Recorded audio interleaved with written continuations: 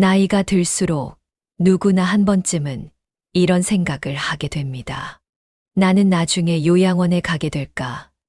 아니면 내 집에서 편안하게 생을 마무리할 수 있을까? 노년기의 삶은 젊을 때와 다릅니다. 몸은 예전 같지 않고 사람들과의 관계도 조금씩 변해갑니다. 그리고 무엇보다 중요한 건 혼자서 살아갈 수 있는 힘을 얼마나 오래 유지하느냐입니다. 요양원에 간다는 건 단순히 몸이 불편해서만은 아닙니다. 생각이 흐려지고 움직임이 둔해지고 스스로를 돌볼 수 없을 정도로 삶의 균형이 무너졌을 때 결국 마지막 선택지로 시설이라는 단어가 등장합니다. 하지만 그 선택이 꼭 누구에게나 주어진 운명은 아닙니다. 지금 이 순간 우리가 어떤 생활 습관을 가지고 있는지에 따라 노년의 삶은 요양원에서의 하루가 될 수도 있고 내 집에서의 자유로운 일상이 될 수도 있습니다. 오늘은 요양원에 가지 않고 건강하게 집에서 노후를 보내고 싶은 분들을 위해 지금 당장 끊어야 할 7가지 습관에 대해 말씀드리겠습니다. 이 내용은 단순한 조언이 아니라 실제 수많은 노년층의 사례와 연구, 결과를 토대로 정리한 인생 지침서가 될 것입니다. 첫째, 하루 종일 집안에만 있는 습관입니다. 단지 쉬고 싶어서 집에 머무는 날이 있을 수 있습니다. 혹은 특별히 갈 곳도 없고 약속도 없고 굳이 외출할 일이 없어. 하루 이틀쯤 집안에만 있는 건 괜찮다고 생각할 수도 있습니다. 하지만 이렇게 집에만 있는 날이 조금씩 늘어나기 시작하면 그게 어느새 습관이 되고 습관이 굳어지면 생활 방식 자체가 바뀌게 됩니다. 문제는 그 변화가 편안함이 아니라 쇠약함으로 이어진다는 점입니다. 많은 전문가들이 노년기에 가장 위험한 생활 패턴 중 하나로 하루 종일 집안에만 있는 것을 꼽습니다. 집은 분명히 안전하고 익숙한 공간이지만 한편으로는 육체적 정신적 쇠약함을 가속하는 공간이기도 합니다. 하루 종일 방 안에만 있으면 몸은 점점 움직이지 않게 되고 뇌는 자극을 받지 못해 둔해지고 감정은 점점 무뎌집니다. 특히 햇볕을 받지 않는 생활은 여러모로 위험합니다. 햇빛은 단순히 따뜻함을 주는 것을 넘어 비타민 D 합성을 촉진시키고 세로토닌 같은 기분 조절 호르몬의 분비를 도와줍니다. 비타민 D는 뼈 건강에 아주 중요한 역할을 합니다. 노년기에 이 성분이 부족해지면 골밀도가 낮아지고 골절 위험이 높아지고 골다공증으로 이어질 수 있습니다. 게다가 햇볕을 받지 않으면 면역력도 떨어지고 우울감도 깊어집니다. 특히 노년 우울증은 조용히 시작되기 때문에 본인조차 느끼지 못하는 사이에 생활 의욕을 잃고 몸이 점점 더 무거워지고 결국은 침대에 누워 지내는 시간이 늘어나는 악순환으로 이어질 수 있습니다. 외출을 하지 않으면 사람과의 접촉도 줄어듭니다. 혼자 밥을 먹고 혼자 TV를 보고 말 한마디 하지 않고 하루가 지나가는 날이 많아지면 언어 능력은 빠르게 퇴화합니다. 언어 능력은 뇌의 여러 부위를 동시에 사용하는 고차원적인 활동이기 때문에 말을 하지 않으면 뇌 전체의 기능도 떨어지게 됩니다. 실제로 요양원에 계신 분들 중 상당수가 집에 있을 땐 말할 사람도 없고 나가기도 귀찮고 그냥 하루하루 지나갔는데 그렇게 몇 년이 지나니까 말이 줄고 생각도 잘 안 나더라고 말합니다. 이분들 중 일부는 말수 줄고 생각 줄고 감정 표현 줄어드는 것이 치매의 전조였다는 걸 나중에서야 깨달았다고 합니다. 이런 변화는 아주 서서히 오기 때문에 더 무섭습니다. 누가 봐도 급격하게 아프거나 이상한 게 아니라 그냥 나이 들어서 그런가 보다 하고 넘어가기 쉽기 때문입니다. 그래서 하루 종일 집 안에만 있는 습관은 겉보기에는 평온해 보일 수 있지만 속으로는 신체 기능과 정신 기능을 동시에 무너뜨리는 조용한 독 같은 존재입니다. 70대 초반의 정명철 씨는 퇴직 후 3년 동안 특별한 활동 없이 집에만 머물렀습니다. 매일 TV를 보고 식사는 대충 때우고 운동도 거의 하지 않았습니다. 자식들도 바쁘다는 이유로 잘 찾아오지 않았고 혼자 있는 시간이 늘면서 자연스럽게 사람을 만나는 일도 줄어들었습니다.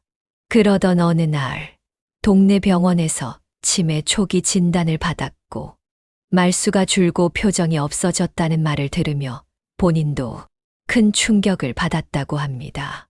그분은 결국 요양병원으로 들어가게 되었고 가족들은 좀 더 일찍 일상에서 사람도 만나고 햇볕도 쬐게 했더라면 하고 후회했습니다.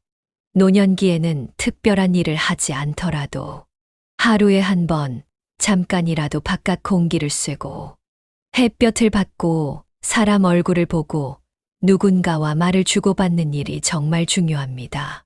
굳이 멀리 나갈 필요 없습니다.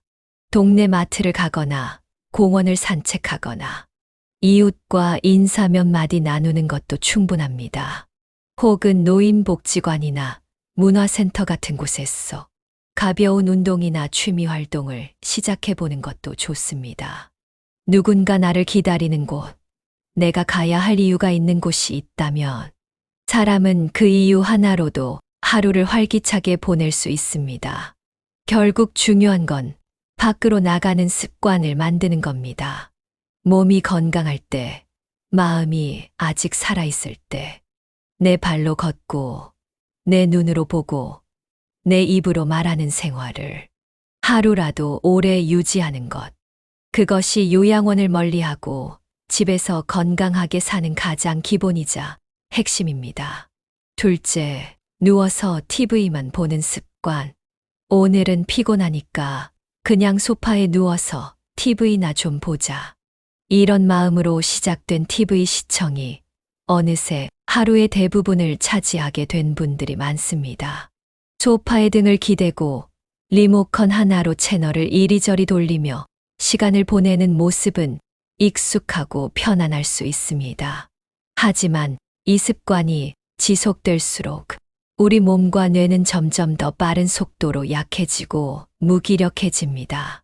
우선 TV 시청은 뇌의 활동을 극도로 수동적으로 만듭니다. 정보를 받아들이기만 할 뿐 머릿속에서 스스로 생각하거나 문제를 해결하려는 작용은 거의 일어나지 않습니다. 처음에는 단순한 뉴스나 드라마로 시작하지만 점점 더 강한 자극을 찾아 예능, 범죄 수사물, 자극적인 유튜브 콘텐츠로 넘어가게 됩니다. 이 과정에서 뇌는 외부 자극에만 의존하게 되고 스스로 창의적으로 사고하거나 기억을 떠올리는 능력이 점점 둔화됩니다. 즉, 뇌의 생산 기능이 멈춰버리는 셈이죠. 또한 하루 중 가장 많은 시간을 TV 앞에서 보내게 되면 움직임이 거의 없어집니다.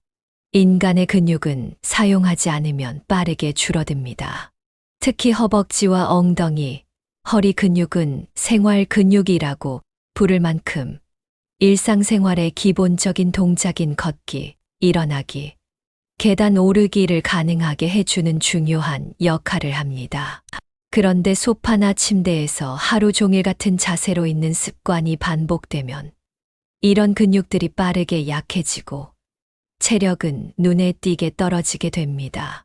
어느 날 갑자기 무릎이 시큰거리고 화장실에서 일어날 때 허리가 뻐근해지는 이유가 바로 여기에 있습니다.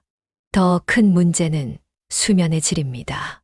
TV를 오래 보면 뇌는 쉬지 못합니다. 밝은 화면과 끊임없는 소리 자극은 수면, 호르몬인 멜라토닌의 분비를 방해합니다. 특히 늦은 밤까지 TV를 켜놓고 있다 보면 뇌는 아직 낮이다라고 착각하게 되고 그 결과 깊은 잠에 들지 못하거나 자주 깨게 됩니다. 숙면을 취하지 못하면 다음 날 피로가 쌓이고 인지 기능은 더욱 저하됩니다. 이는 단순한 피로감이 아니라 치매와 우울증의 전조 증상일 수 있습니다. TV 시청이 절대 나쁜 것만은 아닙니다. 적당한 시간 동안 가볍게 시청하는 것은 오히려 삶의 활력과 즐거움을 줄 수 있습니다. 하지만 그 시간이 하루의 중심이 되어버리는 순간 몸도 마음도 함께 무너지는 위험한 습관이 됩니다. 하루 한두 시간 정도만 TV를 시청하고 그 외의 시간은 산책이나 가벼운 운동, 독서, 그림 그리기, 동네 친구와의 대화 등 스스로 움직이는 시간으로 채워야 합니다. 건강한 노후는 움직임에서 시작됩니다. 움직임이 있는 삶, 생각이 살아있는 삶이 결국 요양원이 아닌 내 집에서의 노후를 지키는 유일한 방법입니다. 셋째, 사람을 멀리하는 습관. 귀찮아서 불편해서 만나면 할 말도 없고 감정만 상하니까. 나이 들수록 이런 이유로 인간관계를 줄이거나 아예 끊어버리고 혼자만의 시간을 택하는 분들이 많아집니다. 사람을 만나는 일이 점점 부담스럽고 피곤하게 느껴지기 때문입니다. 젊을 때처럼 금방 친해지기도 어렵고 대화의 주제도 다르고 서로 예민해지는 부분도 많아지죠. 그래서 차라리 혼자가 편하다고 여기는 분들이 늘어납니다. 하지만 그 편안함이 오래 이어지면 어느 순간부터는 그 고요가 외로움이 되고 외로움은 서서히 병이 됩니다. 인간은 기본적으로 사회적 존재입니다. 누군가와 정서적으로 연결되어 있고 말이 오가고 서로를 기억하는 관계 속에서 존재의 의미를 느낍니다. 이 연결이 끊기면 뇌는 빠르게 무기력해지고 마음은 안으로 침잠하게 됩니다. 특히 노년기의 외로움은 단순히 기분의 문제가 아닙니다. 과학적으로도 외로움은 신체 면역 기능을 떨어뜨리는 것으로 알려져 있습니다. 외롭다는 감정은 스트레스 호르몬인 코르티솔을 증가시키고 이는 면역세포의 활동을 억제합니다. 결국 감기 같은 작은 병에도 잘 걸리고 회복도 더뎌지며 장기적으로는 만성질환이 악화되는 결과로 이어집니다. 실제로 외로움을 자주 느끼는 사람은 그렇지 않은 사람보다 치매 발병률이 1.6배, 우울증 위험이 2배 이상 높다는 연구 결과도 있습니다. 요양원에 계신 분들 중 많은 분들이 단순히 몸이 아파서가 아니라 가족과의 관계가 멀어졌거나 이웃과 단절된 외로운 상태에서 더는 혼자 사는 것이 감당되지 않아 입소를 결정합니다. 몸보다 마음이 더 아프다고 말하는 그들의 고백은 우리 모두에게 경고의 메시지를 전하고 있습니다. 친한 친구가 없다면 가까운 이웃이라도 자주 인사를 나누세요. 굳이 깊은 대화를 하지 않아도 좋습니다. 오늘 날씨가 좋네요. 이 꽃 정말 예쁘죠? 같은 한마디가 시작이 됩니다. 가족과 대화가 어렵다면 지역 복지관의 프로그램에 참여하거나 교회나 성당, 불교, 사찰의 모임에 얼굴을 내보는 것도 좋습니다. 요즘은 시청이나 동사무소에서도 시니어 소모임, 건강 걷기 모임, 노래 교실, 그림반 등 다양한 프로그램을 운영하고 있습니다. 처음엔 어색할 수 있지만 정기적으로 얼굴을 보고 인사하는 사이가 쌓이면서 자연스럽게 내 편이 생깁니다. 이처럼 소속감을 느낄 수 있는 관계는 단지 심리적인 안정감만 주는 것이 아니라 생명력을 지켜주는 힘이 됩니다. 사람과 사람 사이에 존재하는 정서적인 교류, 눈빛, 미소, 손을 잡는 온기, 함께 웃는 순간들이야말로 우리 마음과 뇌를 건강하게 유지시켜주는 가장 강력한 치유제입니다. 혼자 있는 시간이 필요할 때도 있지만 혼자 있는 것이 당연해지고 자연스럽게 느껴지기 시작할 때는 한번 돌아봐야 합니다. 외로움은 아무렇지 않은 척하지만 어느 날 갑자기 몸과 마음을 쓰러뜨립니다. 사람은 사람으로 인해 살고 사람으로 인해 웃고 결국 사람으로 인해 다시 일어납니다. 노년의 외로움에서 벗어나는 가장 좋은 방법은 누군가의 곁에 가까이 다가가는 것입니다. 넷째, 제때 먹지 않고 대충 때우는 식습관. 나이가 들면 식사가 더 이상 기다려지는 즐거움이 아니라 의무처럼 귀찮은 일로 느껴지는 경우가 많습니다. 특히 혼자 사는 분들은 더 그렇습니다. 예전처럼 가족이 함께 모여 밥을 먹는 풍경도 없고 밥상을 차리는 것도 치우는 것도 모두 혼자 감당해야 하니 점점 뭘 먹어도 맛이 없다. 끼니를 거르는 게 더 편하다는 생각이 들게 됩니다. 그래서 냉장고에 있는 찬밥에 김치 하나 얹어 먹거나 간편하게 라면 하나 끓여서 때우고 심지어는 빵이나 과자, 우유 한 잔으로 하루를 넘기는 분들도 많습니다. 이렇게 편하고 간단한 식사가 습관이 되면 몸은 서서히, 그러나 분명히 망가지기 시작합니다. 무엇보다 가장 먼저 오는 변화는 영양 불균형과 근육 손실입니다. 나이가 들수록 몸은 적은 양의 음식으로는 필요한 영양소를 충분히 얻기 어려워집니다. 특히 단백질이 부족하면 근육이 급속도로 빠져나가게 되는데 이는 단순히 마른 몸이 된다는 의미가 아닙니다. 근육이 줄면 낙상 위험이 커지고 한 번 넘어졌을 때 회복이 더디며 자칫하면 뼈가 부러지고 결국 움직일 수 없게 되어 요양원 입소로 이어지는 경우가 많습니다. 많은 분들이 나는 움직이는 일이 별로 없으니 단백질은 굳이 많이 안 먹어도 된다고 생각합니다. 그러나 사실은 그 반대입니다.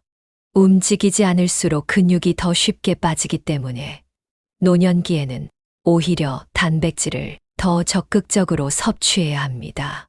달걀, 생선, 두부, 콩, 닭가슴살 같은 단백질 식품을 매 끼니에 반드시 포함시키는 것이 좋습니다. 또 한 가지 문제는 불규칙한 식사와 끼니 거르기입니다. 아침은 입맛이 없다고 넘기고 점심은 과자로 때우고 저녁에야 뭔가 먹는 식의 생활을 반복하면 위장 기능이 망가지고 소화 능력이 떨어지며 당뇨, 고혈압, 위염, 역류성 식도염 같은 질병에 더 쉽게 노출됩니다. 특히 공복 시간이 길어지면 혈당이 급격히 떨어졌다가 다시 올라가는 일이 반복되어 당뇨 위험도 높아지고 체력이 크게 흔들리게 됩니다. 무엇보다 심각한 것은 이러한 식습관이 치매 발병과도 직접적인 연관이 있다는 점입니다.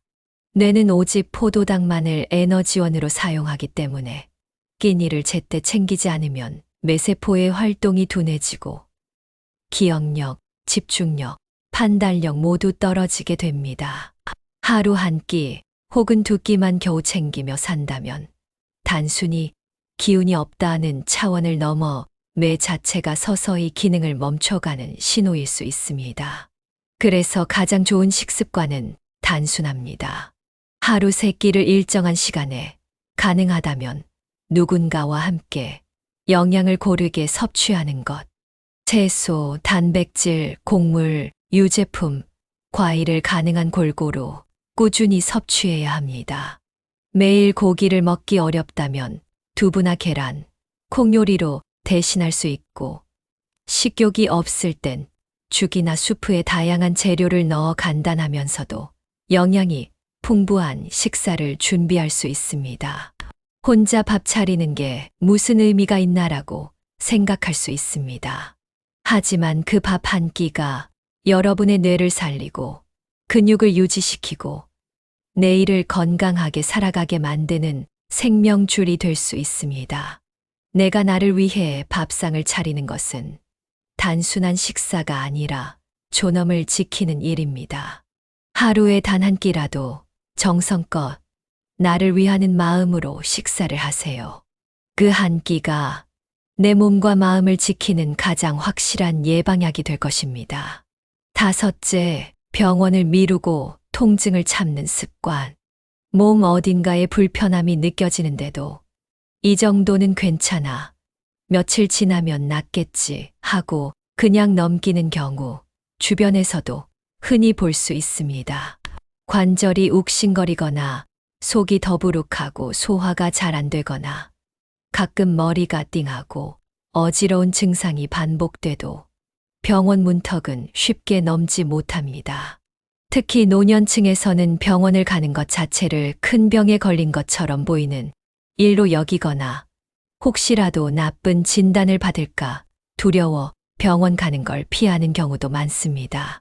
하지만 이런 작은 증상을 방치하는 습관이 나도 모르게 건강을 무너뜨리는 가장 큰 원인입니다.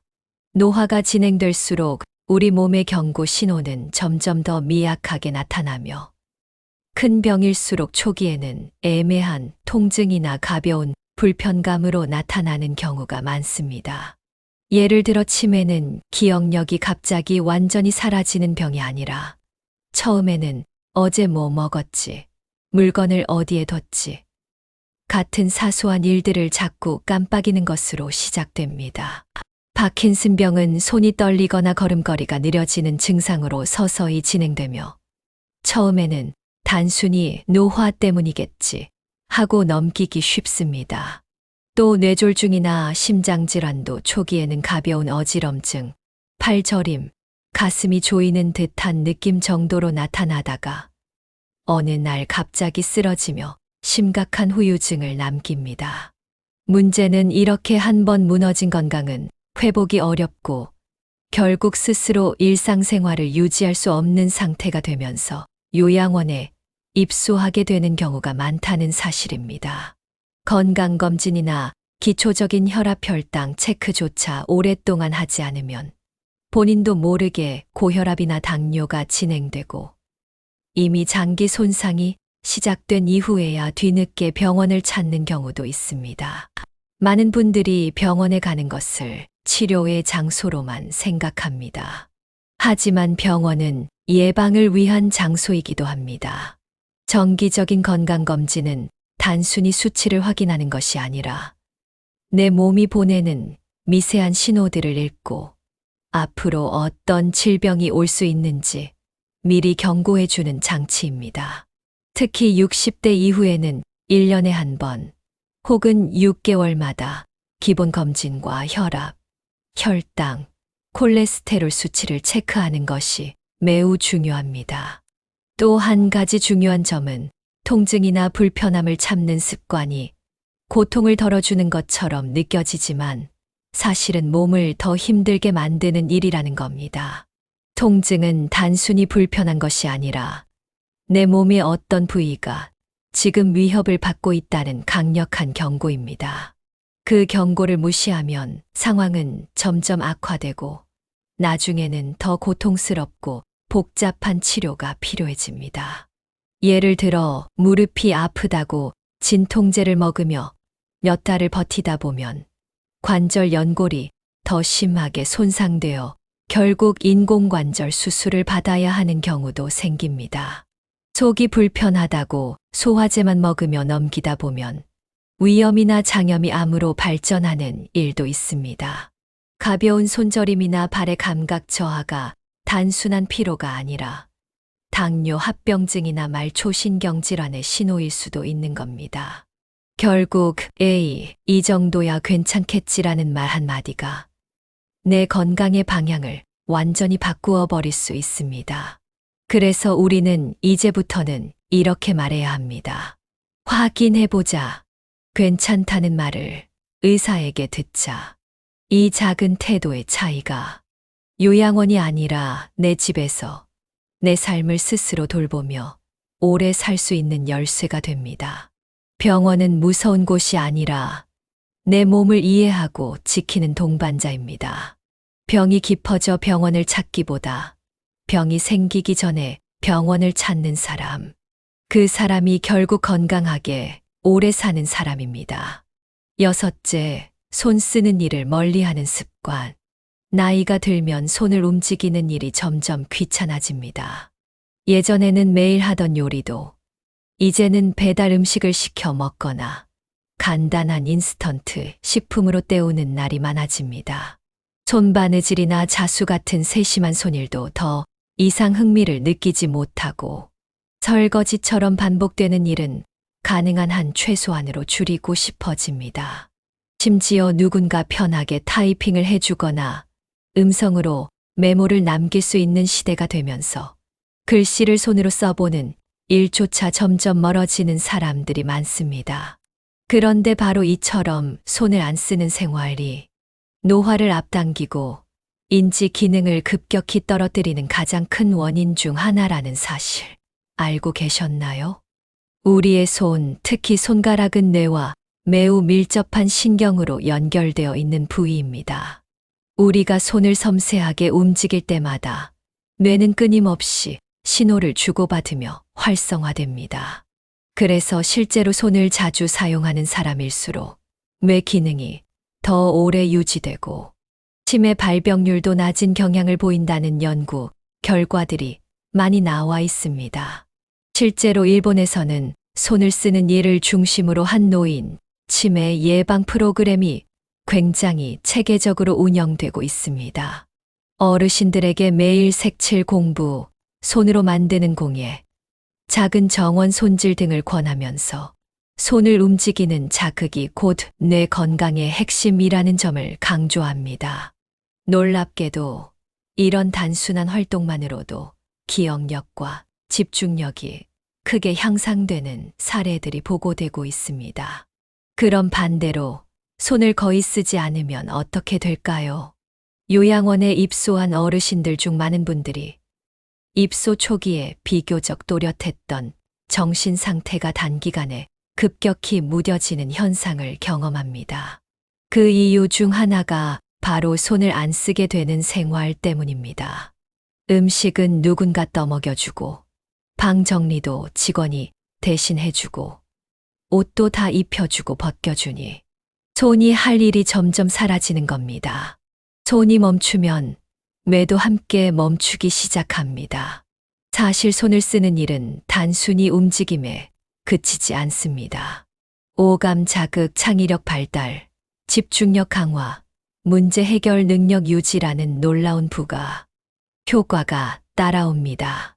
예를 들어 퍼즐 맞추기처럼 눈과 손을 함께 써야 하는 활동은 시각 정보와 소근육의 협응을 동시에 자극하며 바느질이나 십자수 같은 활동은 정확성을 요하기 때문에 집중력 향상에 큰 도움이 됩니다.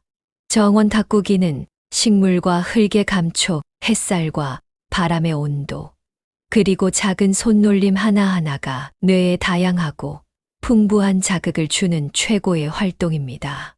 또한 일기 쓰기나 손편지, 작성처럼 손글씨를 쓰는 일은 기억을 불러오고 생각을 정리하며 감정을 표현하는 과정을 동시에 포함하기 때문에 인지 기능 유지와 정서적 안정에 매우 탁월한 효과를 보입니다.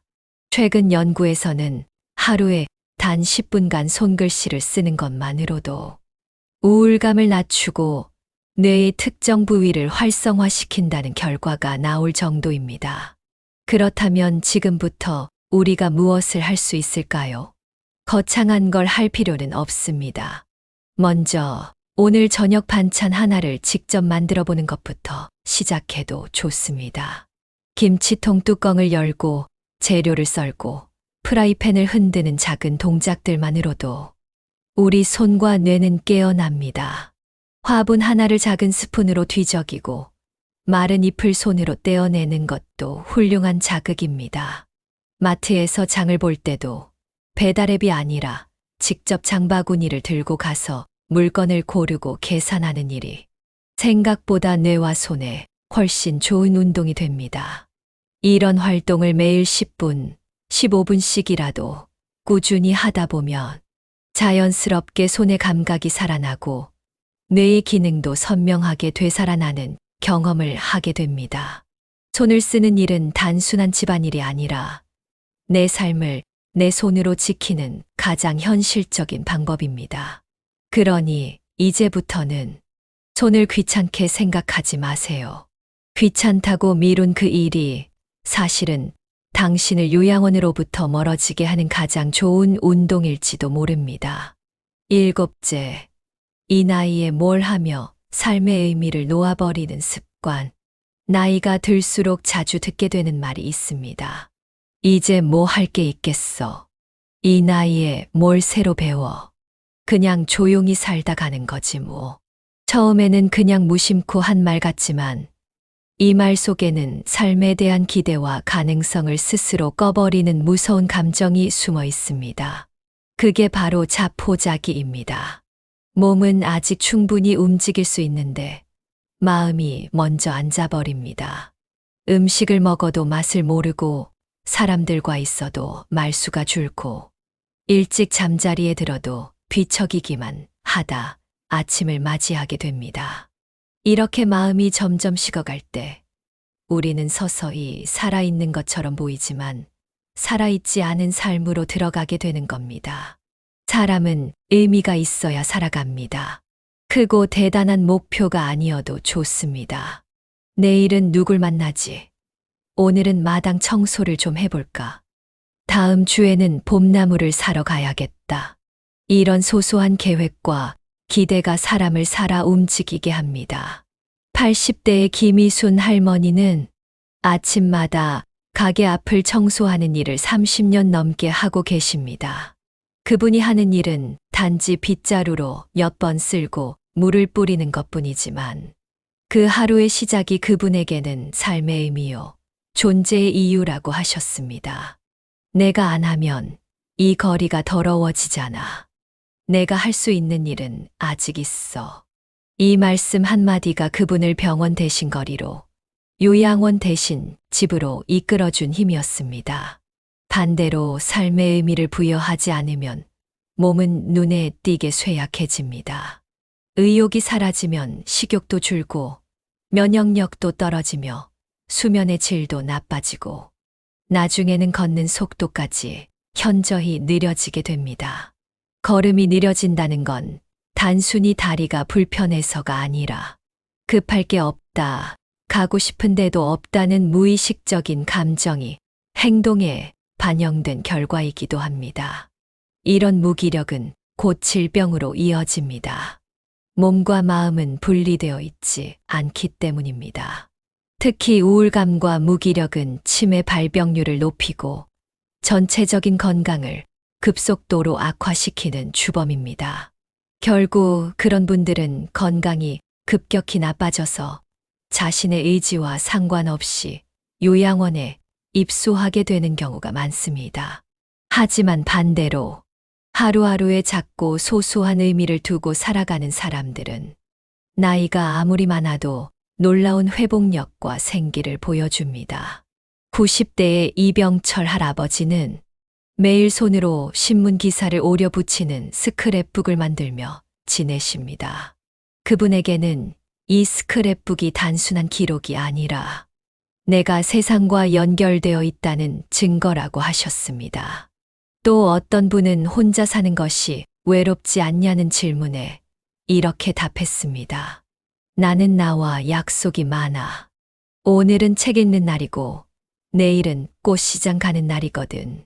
이처럼 하루의 시간에 계획과 의미를 채워 넣는 분들은 몸도 마음도 훨씬 건강하게 유지됩니다.